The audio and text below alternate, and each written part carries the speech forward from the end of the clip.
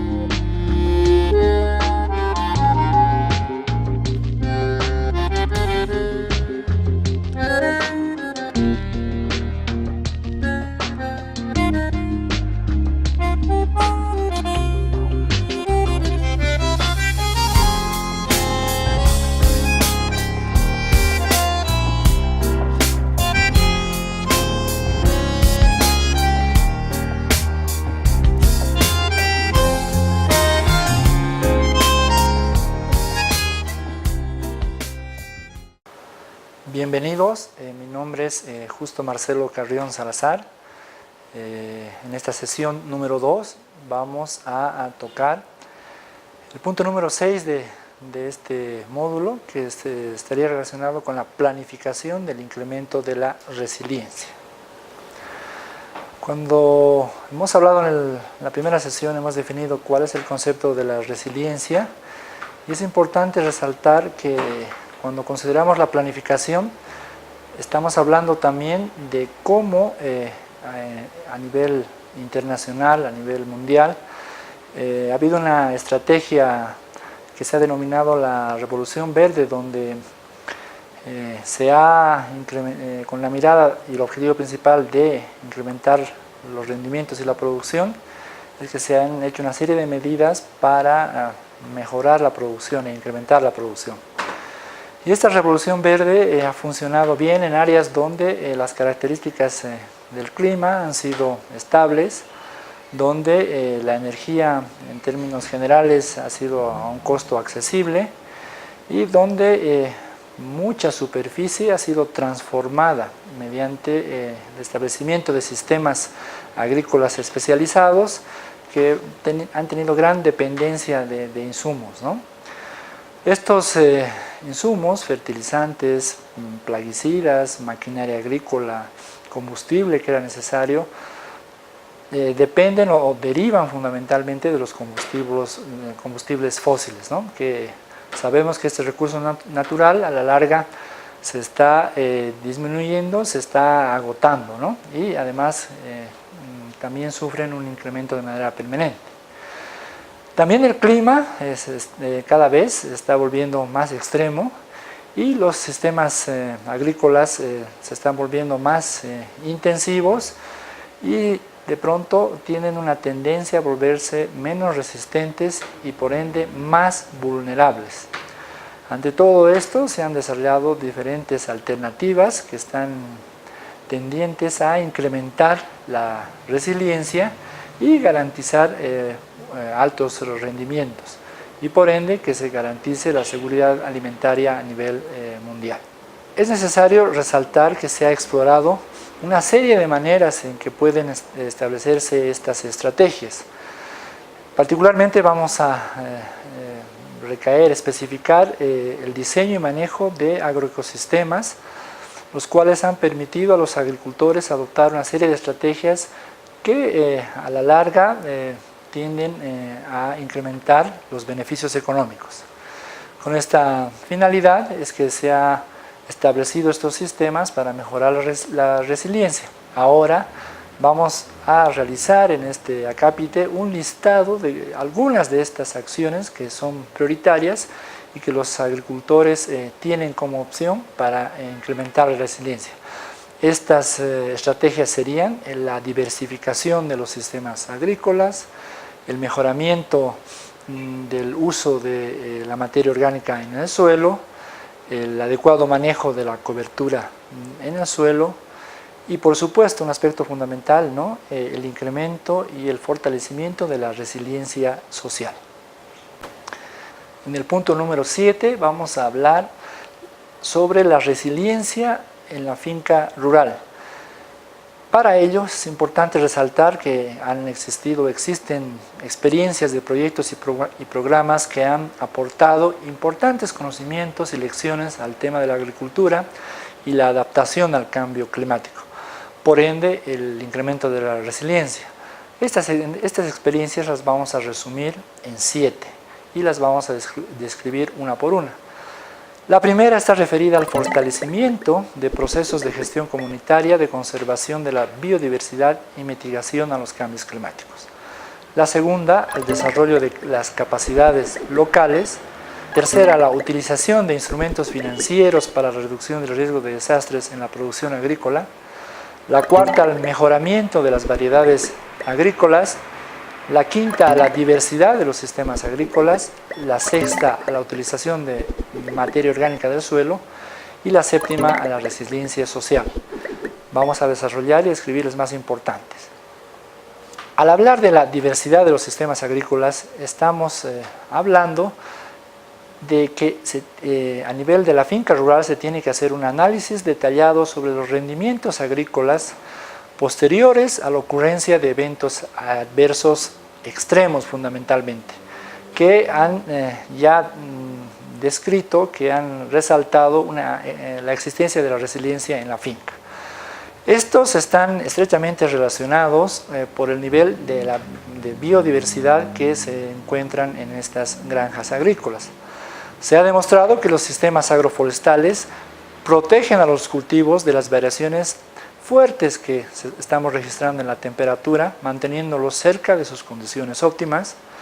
Un ejemplo de esto son los sistemas de producción del cultivo de café, con más sombra, que protegen a los cultivos de la disminución de las lluvias y de la menor disponibilidad de agua en el suelo, porque la masa arbórea puede reducir la evapotranspiración del suelo y aumentar la capacidad de infiltración del agua.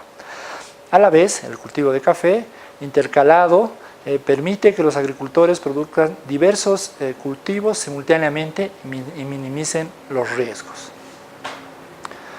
Otro ejemplo que brindan los sistemas silvopastoriles intensivos, que combinados con arbustos forrajeros sembrados en grandes densidades, los árboles, las palmeras y los pastizales son los que le dan esta alta densidad. Además, también la producción de carne y de leche en estos tipos de sistemas mediante el pastoreo rotativo hace que la parcela tenga una mayor opción de presentar mayor robustez a la resiliencia, ¿no? Bien, mejorar la materia orgánica del suelo es otro aspecto importante. Esto está referido a la producción de los cultivos, puesto que la cantidad de materia orgánica en el suelo es la que limita cuál va a ser la disponibilidad de agua en el suelo, así como el porcentaje de contenido de materia orgánica en el suelo. Nos da un índice confiable de la producción, de la productividad de los cultivos en las regiones principalmente semiáridas. Porque la materia orgánica, ustedes muy bien saben, que puede mejorar la capacidad del suelo para almacenar y transmitir aire y agua. El manejo de la materia orgánica está en el centro de todos los esfuerzos por crear tierras adecuadas, tierras productivas, con buena actividad biológica y características físicas y químicas positivas, de tal forma de que el cultivo pueda desarrollarse y crecer adecuadamente. De la mayor importancia que la resiliencia tiene en la utilización de la materia orgánica es pues que se resalta la capacidad de retención de agua del suelo, ¿no? Haciendo a este más resistente a los periodos de sequía o en zonas donde se cultiva a secano. Por supuesto, mejora la capacidad de infiltración, evitando que las partículas sean transportadas con el agua y evitando el escurrimiento superficial del agua y que la tierra se erosione. Es también importante describir que la materia orgánica en el suelo da una característica fundamental, pues estaría incrementando el contenido de algunos tipos de hongos que estos tienen en importante número de población, tienen una importante influencia sobre el crecimiento de las plantas y la productividad del suelo. Estos hongos son importantes porque mejoran la interacción planta-agua, aumentando así la resistencia a la sequía. Las capacidades de asociaciones específicas de hongo planta para tolerar la sequía son de gran interés en las áreas afectadas fundamentalmente por el déficit de agua, puesto que se han reportado que en algunas zonas donde la presencia de este hongo es importante, el aumento de la absorción de agua y de nutrientes es mejor para la planta y disminuye la afectación por la falta de esta y hace que las plantas usen este recurso hídrico, el agua, de manera mucho más eficiente. Otro aspecto fundamental para el incremento de la resiliencia en la finca rural es el manejo de la cobertura del suelo. Y acá estaremos hablando de la utilización de mantillos o de lo que denominamos mulch y los abonos verdes, quienes ofrecen diferentes ventajas.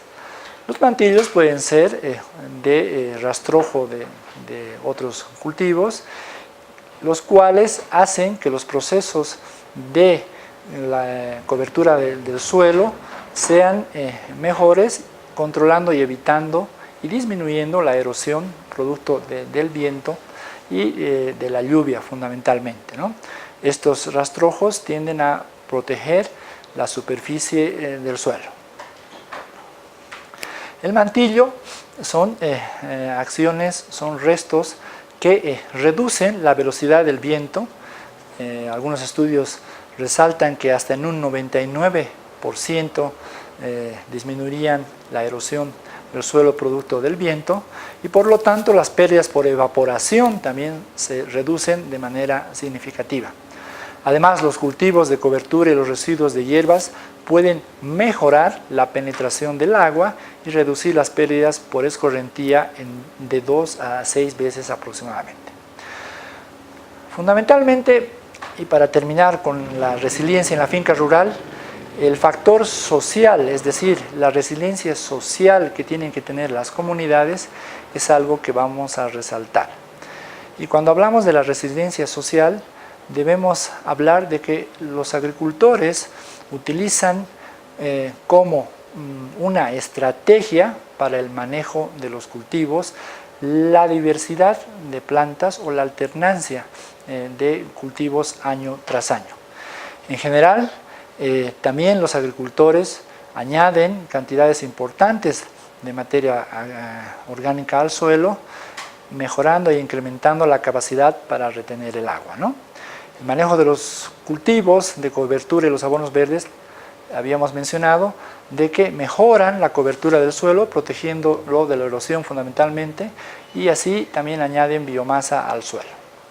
Las estrategias de resiliencia social, así como las estrategias de resiliencia ecológica, mejoran e incrementan los sistemas agrícolas ante la presencia de eventos adversos y tiene la principal finalidad de volver a la producción sostenible y que los rendimientos no se vean afectados.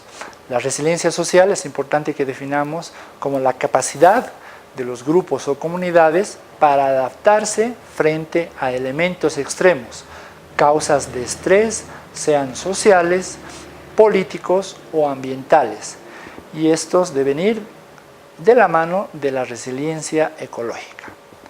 Para ser resilientes, las sociedades en el área rural deben demostrar la capacidad de amortiguar las perturbaciones con métodos agroecológicos adaptados y diseminados a través de la autorregulación y la acción colectiva.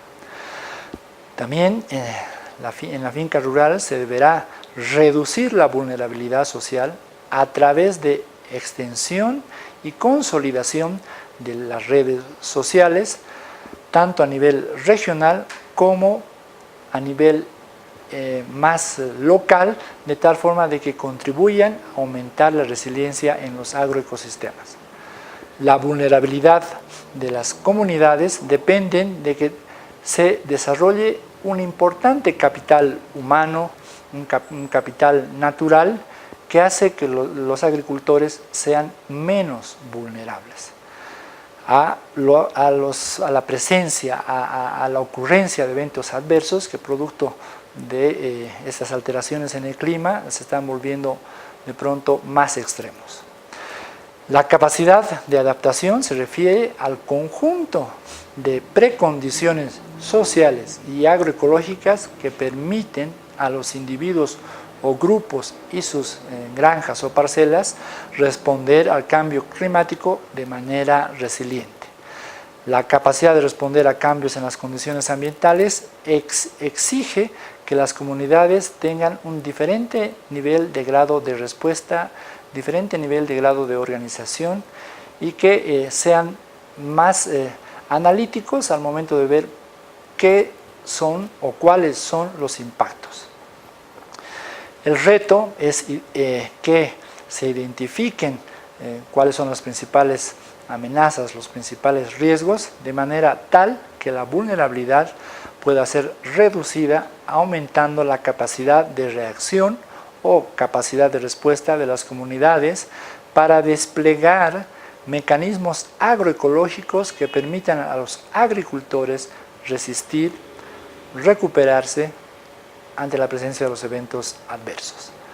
Las estrategias de organización social son redes de solidaridad, redes de intercambio de alimentos, de intercambio comercial u otros, que utilizan los agricultores para manejar circunstancias difíciles que se dan y que a la disminución de estos eventos adversos estamos dando importantes alternativas para incrementar la resiliencia.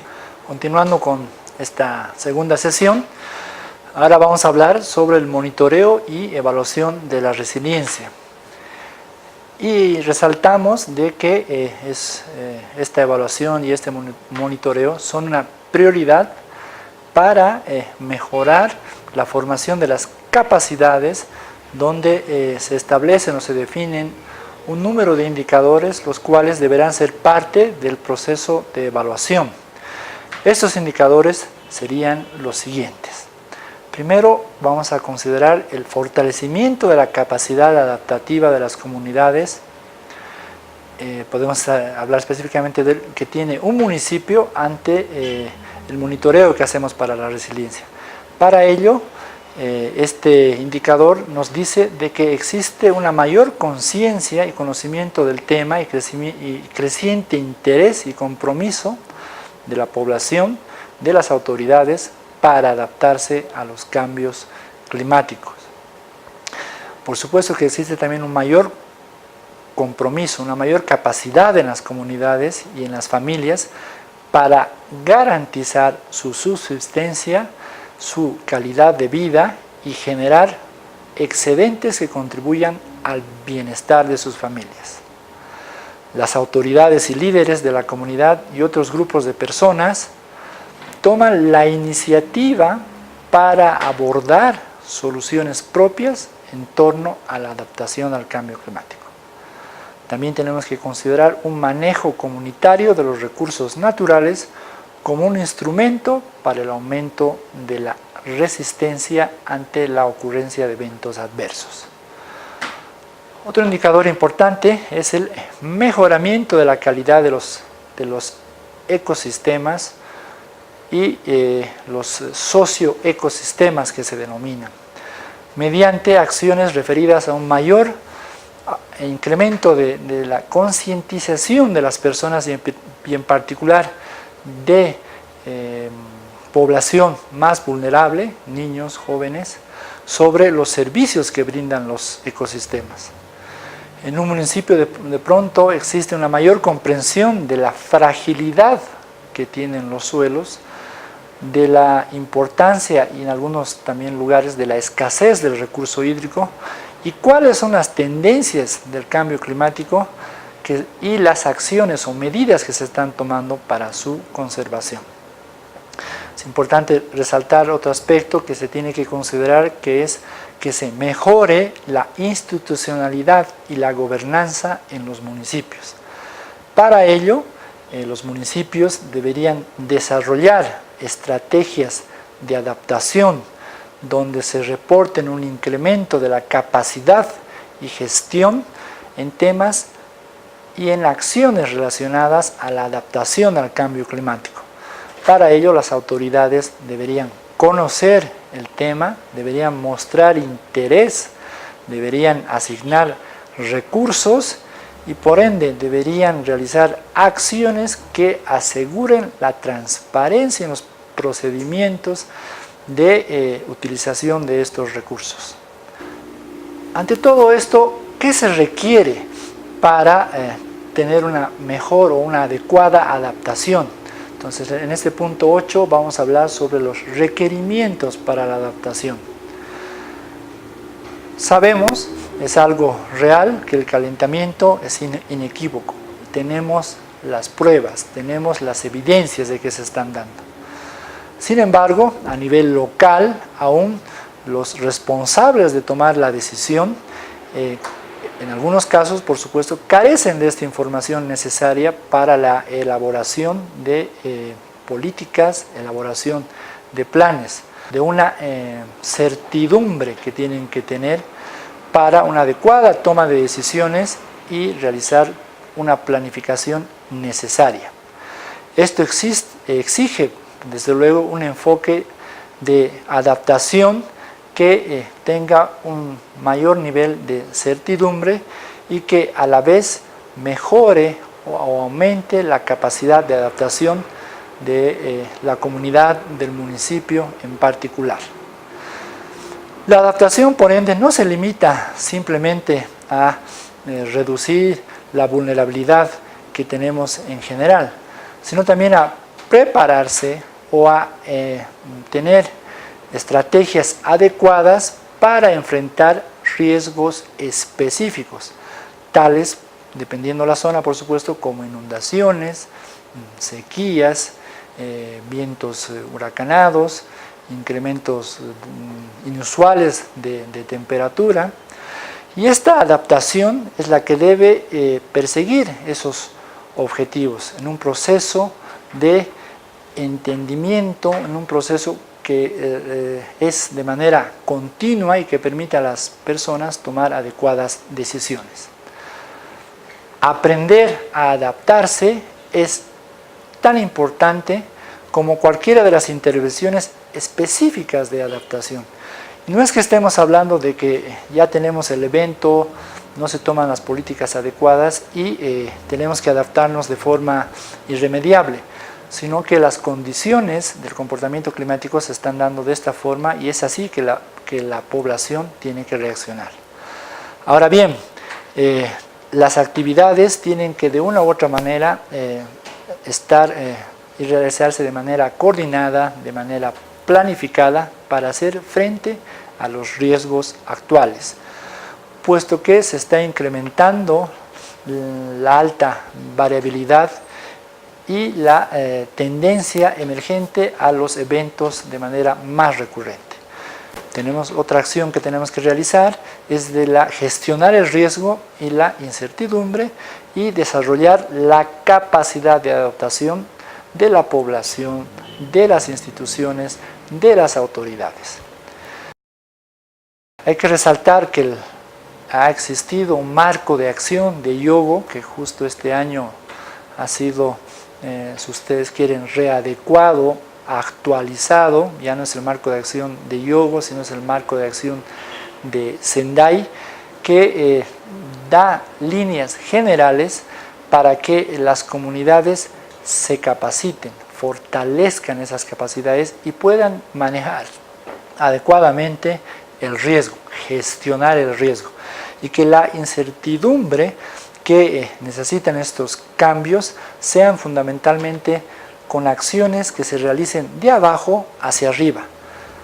Para lograr estos cambios a escala local es necesario que las comunidades centren sus acciones respaldadas en una voluntad política de alto nivel y que la transferencia de recursos y toma de decisiones sean adecuadas y oportunas. Los impactos del cambio climático están dando que se vea que la vulnerabilidad y la capacidad de adaptación y las barreras de adaptación específicas en cada lugar sean definidas desde el nivel local. Sin embargo, estas no son estáticas, estas no están definidas solo una vez, sino más bien son muy dinámicas y que a lo largo del tiempo van cambiando, se van actualizando conforme a cómo también evoluciona el comportamiento climático. La capacidad de adaptación a nivel de las comunidades también depende de una serie de estrategias apropiadas que se tienen que dar en el lugar específico, dadas las condiciones de clima, de suelos, ¿no? Condiciones geológicas que hay en determinados lugares y que de pronto se tienen que armar como una especie de rompecabezas para actuar de manera integral ante la presencia de los eventos adversos. Vamos a hablar sobre el mecanismo de adaptación del vivir bien. ¿Cuáles son los principales puntos que se consideran cuando hablamos de estos mecanismos de adaptación? Resaltar que en el Decreto Supremo 1696 se ha establecido la implementación del mecanismo de adaptación para vivir bien y que estos fundamentalmente prioricen áreas de mayor vulnerabilidad a los impactos del cambio climático y la ocurrencia de desastres, con un enfoque programático fundamentalmente.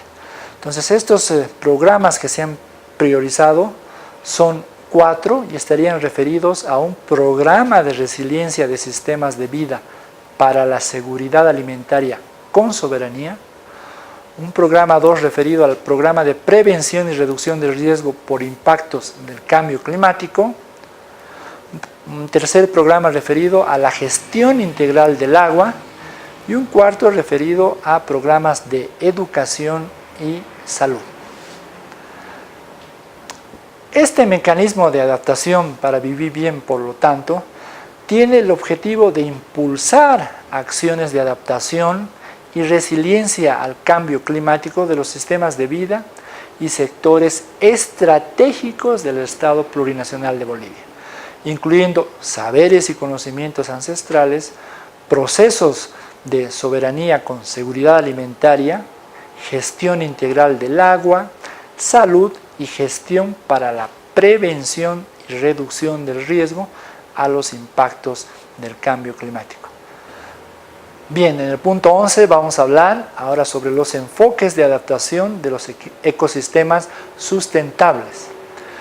Es bueno acá resaltar que la adaptación se basa fundamentalmente en los ecosistemas donde nos desarrollamos y se define como la utilización de la biodiversidad y los servicios de los ecosistemas como parte de una estrategia más amplia de adaptación para ayudar a las personas a adaptarse a los efectos adversos del cambio climático.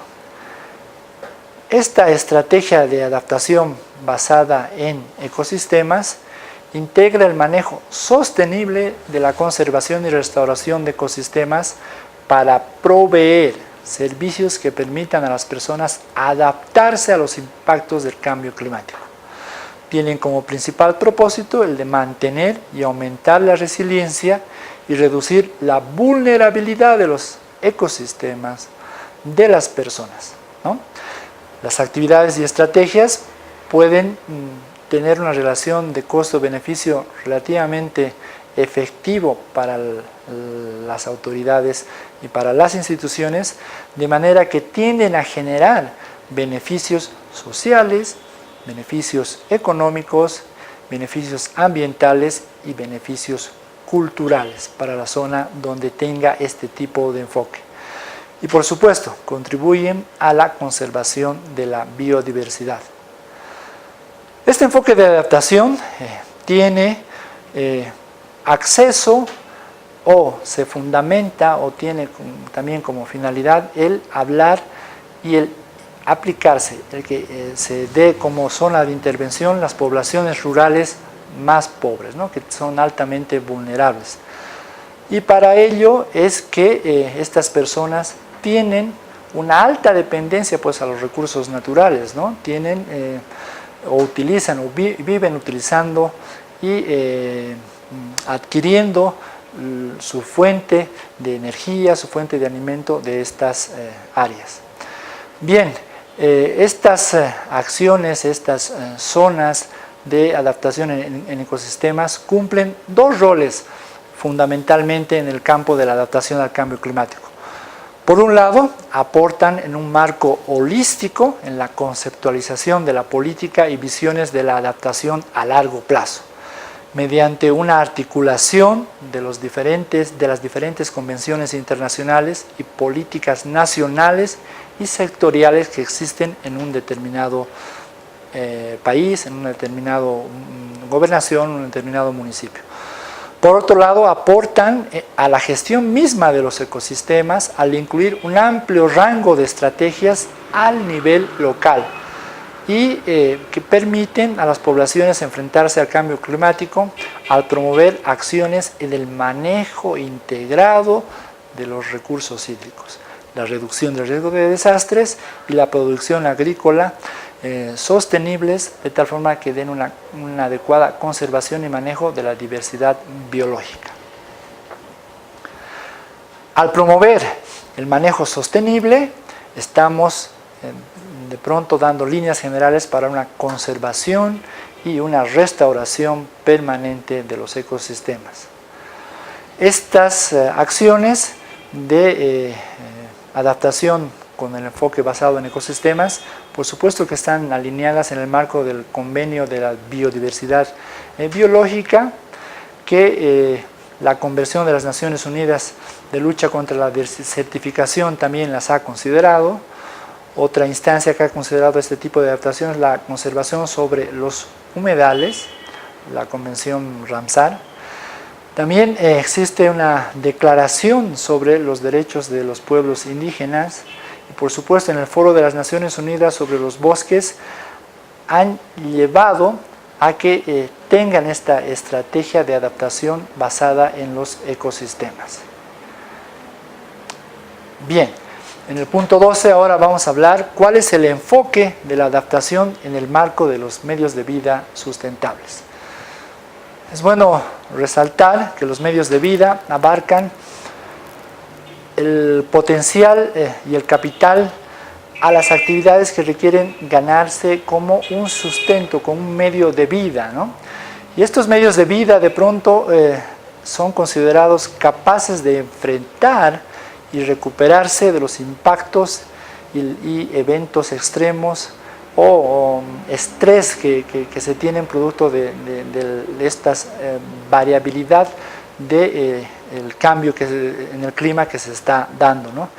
Y la tendencia que tienen es al de mantener y mejorar su potencial y activos y recursos que tienen tanto en el presente como en el futuro. Particularmente distinguen 5 tipos de categorías que este enfoque de adaptación en el marco de medios de vida sustentables se tienen que considerar, se tienen que priorizar. Estos son las categorías humanas, físicas, sociales, naturales y financieras, como aspectos fundamentales que se tienen que considerar para tener un medio de vida sustentable que pueda ser capaz de resistir, capaz de adaptarse al cambio climático que se está reportando. En un punto 13 hablamos de cuáles son las estrategias de adaptación al cambio climático. Y es bueno resaltar de que este tipo de estrategias, como bien se había mencionado, dependen de las características propias ecológicas del país. Si hablamos en un contexto más grande, si hablamos en un contexto más bajo, de las características que tienen los departamentos, los municipios, las comunidades, ¿no? Porque estas estrategias se adecúan, estas estrategias deben considerar todas estas características medioambientales para aplicarlas. En este caso vamos a hablar primero de unas estrategias generales que se tienen que tener para realizar acciones de adaptación. Para ello estaríamos hablando de algunas estrategias referidas a la gestión y acceso a la información sobre los cambios en el clima a nivel local. Es decir, las familias en el medio rural tienen que ser conscientes o son conscientes de que los cambios se están dando y la necesidad de actuar en tiempos oportunos para mitigar el impacto de estos cambios que se están dando en el clima. Cuando hablamos de mitigar, estamos hablando desde la definición de mitigar de gestión del riesgo, que significa el de reducir los impactos de los eventos adversos.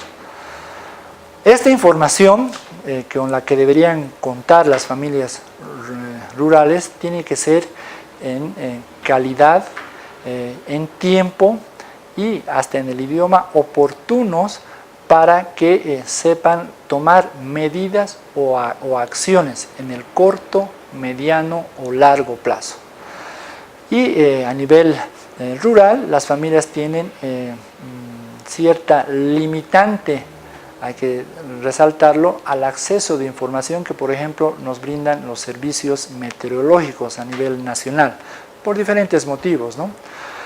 Sin embargo, también ellos tienen una habilidad en el conocimiento, en la observación, que ellos realizan de manera natural mediante ciertos indicadores que le predicen, que le dicen, que le informan cuál va a ser el comportamiento del clima, ¿no? Es importante resaltar de que en este ámbito se tienen que incrementar las investigaciones con relación a un acertado conocimiento de cuál va a ser la tendencia de los climas futuros, para que las acciones que se realicen mediante el conocimiento de escenarios climáticos tengan acciones más certeras, de tal forma de que se puedan enfrentar las causas desde el ámbito local. Es importante también mencionar de que se plantean necesidades de ver cuál es el incremento que tienen que tener las comunidades cuando se plantean la importancia de hacer este tipo de estudios, cuál es el rol que juegan estas comunidades, ¿no? Entonces, para ellos es que no se trata de investigar por investigar, sino que tienen que ser investigaciones participativas, de tal forma de que la comunidad se sienta parte del proyecto, del programa, y que también reciban los resultados de este tipo de investigaciones y puedan aplicar este tipo de investigaciones. Bien, otro aspecto fundamental es, en un punto 2 que le llamamos, es la gestión del riesgo de las amenazas climáticas como otra estrategia de adaptación. Para ello es importante definir de que también la población tiene que tener un adecuado conocimiento, o las instituciones tienen que dar el conocimiento a las poblaciones sobre cuáles son los procesos que se vienen dando en el corto, mediano y largo plazo. Por ejemplo, cuál es la influencia de este fenómeno que lo estamos viviendo en estos días, en la evolución del fenómeno del Niño, de tal forma de que la comunidad sepa entender cuáles son sus características, cuáles podrían ser sus posibles efectos, en qué consiste esta variabilidad en el clima y cuáles serían las acciones que se tienen que realizar en el corto y mediano plazo fundamentalmente. Para ello es importante, por ejemplo, ante la presencia del fenómeno del Niño y la recurrencia de los eventos adversos hidrometeorológicos fundamentalmente, el establecimiento de sistemas de alerta temprana fuertes, se vale el término robustecidos, que tengan recursos económicos suficientes, la tecnología adecuada, recursos humanos que manejen la temática y que puedan proporcionar información oportuna del tiempo, del clima, de tal forma de que las necesidades de información de la comunidad sean satisfechos, ¿no? Entonces, el manejo de gestión del riesgo sabemos que contempla muchos más aspectos, pero nos hemos concentrado específicamente en este ejemplo. Otro aspecto importante a considerar es el que debemos reducir las causas de la vulnerabilidad que hacen que la población sea menos resistente a la presencia de eventos adversos. Uno de los aspectos clave a considerar en este acápite es la gobernanza de los recursos naturales. Y para ello es importante resaltar que las comunidades tienen que manejarse de tal manera a nivel institucional que no incrementen, no aumenten la vulnerabilidad con inadecuadas formas de manejo institucional, sino más bien esta gobernanza ayude a disminuir esta vulnerabilidad. Para ello es que existen diferentes leyes que se aplican a nivel nacional. Una de ellas está referida a la Ley 602, la Ley de Gestión de Riesgos, que determina cuáles son las atribuciones y funciones desde el nivel nacional, el nivel departamental y el nivel municipal. Otro aspecto fundamental en un punto 2 es la conservación de suelos y aguas y buenas prácticas agrícolas, pecuarias y forestales. Estas acciones tienen que ir referidas a que la comunidad esté consciente, sepa de la importancia de un uso adecuado de los recursos naturales, ¿no? De hacer una buena gestión de los medios de vida ante la presencia del cambio climático. Para ello es que se realizan, es que se tienen diferentes acciones para, por ejemplo, hacer un manejo adecuado de cuencas, un manejo adecuado de bosques para que exista un adecuado aprovechamiento y que este aprovechamiento no sea extractivo, sino más bien sea sostenible y productivo. Otro aspecto, en el punto número 3 a considerar, es la diversificación de los sistemas productivos. Esta diversificación hace y vuelve a la comunidad más resiliente, puesto que no abarca específicamente, no se especializa en un tipo de producción, más bien tiene una variedad de sistemas que pueden ayudar a que los impactos cada vez disminuyan. Por ejemplo, que una determinada familia, además de dedicarse a la ganadería, puede dedicarse a la producción agrícola, a la producción de peces, a la producción de diferentes hortalizas, frutas, ¿no? Es decir, diversificar su sistema productivo. Bien, ahora vamos a hablar en el punto 14 sobre cuáles son los estudios de casos sobre adaptación. Y estos estudios están definidos fundamentalmente en diferentes zonas agroecológicas del país. Para ello es importante resaltar que se han desarrollado diferentes estrategias de adaptación al cambio climático y a la gestión del riesgo, ¿no? En este caso vamos a vamos a nombrar 8 de las que nosotros consideramos que son prioritarias, que se tienen que estudiar de tal forma de que son el ejemplo de lo que se ha ido dando en el país en los últimos años en procesos de investigación, ya sea desde la academia, desde institutos de investigaciones o desde instancias nacionales. Estas 7 líneas están referidas a la incorporación del tema y de instrumentos de gestión de riesgo y estudios de vulnerabilidad al cambio climático en los planes de desarrollo territorial fundamentalmente, ¿no? Otro aspecto a considerar es la construcción de herramientas técnicas y metodológicas de planificación en la gestión del riesgo.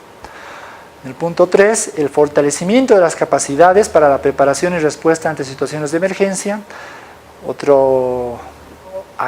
línea de acción importante es los esfuerzos que se han hecho en el sector de educación y capacitación en gestión del riesgo y cambio climático. Otro aspecto clave es el que se han establecido sistemas de alerta temprana. Ha habido un intercambio de experiencias y compatibilización de instrumentos de gestión de riesgo y adaptación al cambio climático.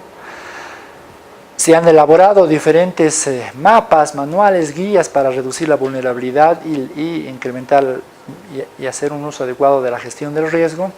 Y por supuesto que se han sistematizado prácticas y estrategias sobre prevención, mitigación y manejo del desastre, con énfasis en la producción agropecuaria. Todo este tipo de intervenciones y de experiencias han sido realizadas por diferentes instancias de la cooperación internacional, ONGs, y resaltamos los trabajos que, por ejemplo, los que se han realizado por la FAO, por la OPS o OMS, por el Programa de las Naciones Unidas para el Desarrollo, por algunas ONGs como son Médicos Mundi, COPI, Save the Children, Plan Internacional, Acción contra el Hambre, la GTZ, CARE, ATICA, Fundepco, PADEM, Cruz Roja, instituciones del Estado como alcaldías, ministerios, lo que antes, la instancia antes que existía el Programa Nacional de Cambios Climáticos ha generado también muchos estudios. Y en el tema de gestión de riesgo, mediante el Departamento de Ayuda Humanitaria, mediante las acciones de DIPECO, han realizado también una serie de intervenciones y de investigaciones en gestión del riesgo. Están también las acciones que se han realizado con instancias como son Save the Children, la Cooperación Suiza para el Desarrollo, la ONG Ática, el PROMIC, PROIMPA, PROSUCO, AGRUCO, ¿no? Son esas y muchas otras instancias que han investigado sobre estos temas. Ahora bien, específicamente hablando sobre la región andina, resalta las actividades que se han realizado en el marco del proyecto de recuperación de la semilla de Tarwi mediante medidas de adaptación que ha sido realizado por el Programa de las Naciones Unidas, el proyecto de pequeñas donaciones, donde este proyecto tenía como finalidad disminuir el impacto general del cambio climático mediante la recolección, mediante el reconocimiento de alguna especie que sea resistente, particularmente estamos hablando de la sequía. Y este ejemplo se realiza con el Tarwi, ¿no? El Lupinus mobiles, que en diferentes variedades, particularmente esta intervención tiene lugar en el municipio de Carabuco, que se encuentra circundante al lago Titicaca. Ha demostrado pues que mediante acciones conjuntas entre la comunidad, un equipo técnico y autoridades locales, han mejorado sus capacidades y esta iniciativa ha resaltado de que busca fortalecer, mejorar acciones de identificación de semillas nativas que son más resistentes a los cambios climáticos que se vienen dando. En la región de los valles, el estudio de caso está referido a una investigación participativa sobre las tendencias del cambio climático y las respuestas más frecuentes en los sistemas de comunidades de las zonas estamos hablando de los valles cruceños fundamentalmente. Este ha sido un estudio que ha sido realizado por el Programa Nacional de Cambios Climáticos y que va orientado a ver y tener cuáles son acciones ante el deterioro ambiental que se está dando, producto del sobrepastoreo y la utilización como fuente de energía de la leña para fines domésticos fundamentalmente, ¿no? Entonces, estas acciones han tenido acciones que han reportado que aún son insuficientes las diferentes alternativas que se han dado, de tal forma de que se ha visto de que se tiene que mejorar las acciones para que el ecosistema sea mucho más sostenible, producto de la presión que se está dando en los sistemas productivos en esta zona en particular. Ahora, evidentemente ha quedado claro en este estudio que las acciones aún se reportan grandes incrementos que se tiene que hacer en la reforestación para proteger las fuentes y los cursos de agua fundamentalmente, de tal forma de que se estaría disminuyendo la presión que está existiendo sobre el bosque seco, que es característico de esta zona, a través de diferentes acciones que tienen que impactar, que tienen que influir, que tienen que estar dirigidas al ramoneo del ganado que existe en esta zona, de tal forma también que disminuya la extracción de la leña de los árboles, de tal forma de que se cambie esta fuente de energía que tienen los productores de esta zona.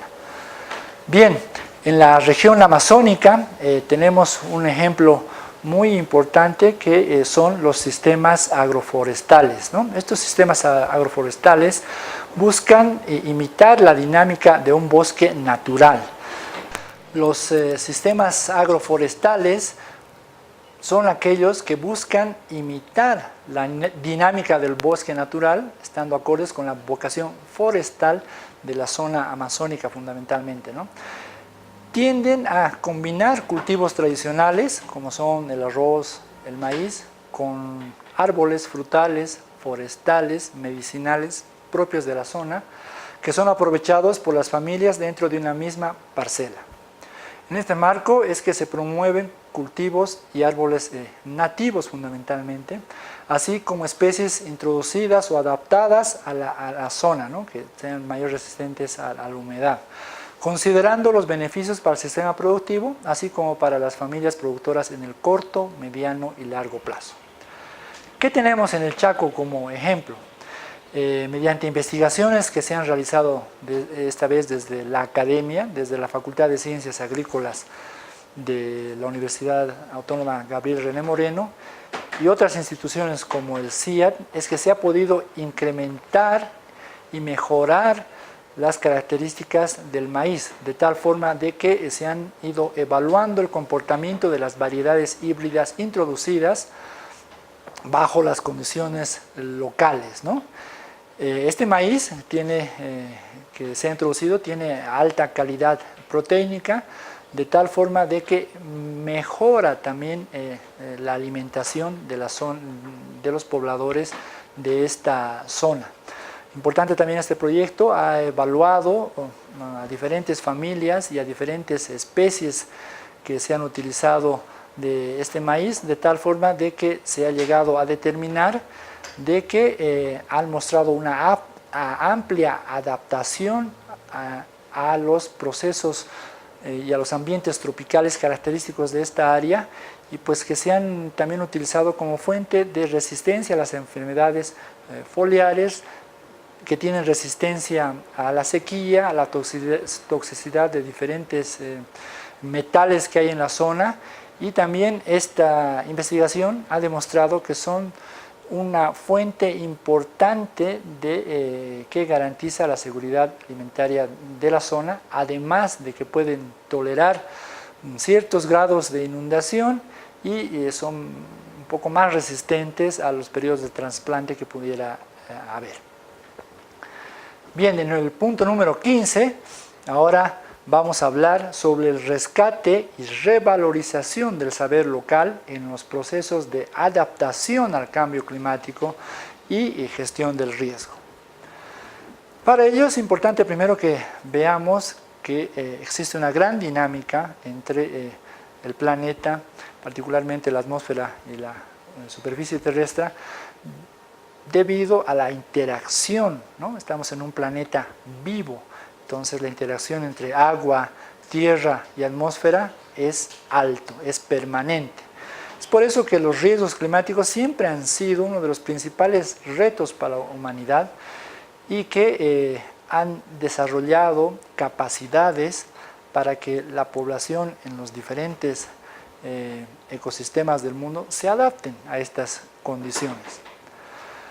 Es importante resaltar de que antes la población, la gente que habitaba nuestro planeta, observaba su entorno natural para vigilar y predecir las condiciones climáticas, es decir, qué iba a pasar, veía las estrellas, veía los astros, veía a los animales, ¿no? Y asociaba algunos riesgos a estas ocurrencias de eventos adversos.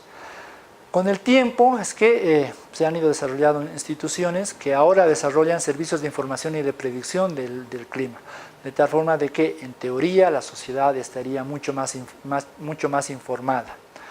Sin embargo, aquí sí ya empezamos a resaltar cuál ha sido el comportamiento de ciertas culturas, en este caso de la cultura aymara, en la predicción del clima, ¿no? Y esto está muy relacionado fundamentalmente al calendario agrícola, debido a la importancia que representa para los pueblos la dependencia de la producción agropecuaria, a su economía y a la vida en general y particular de las familias ante la presencia de los eventos adversos.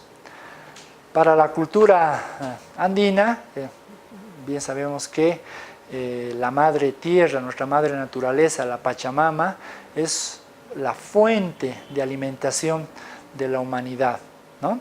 Entonces, saber predecir el clima, saber interpretar estas señales, es pues una herencia cultural que tenemos, es propia de los pueblos que habitan la América del Sur y constituyen una parte fundamental de los sistemas de conocimiento de la cultura, ¿no?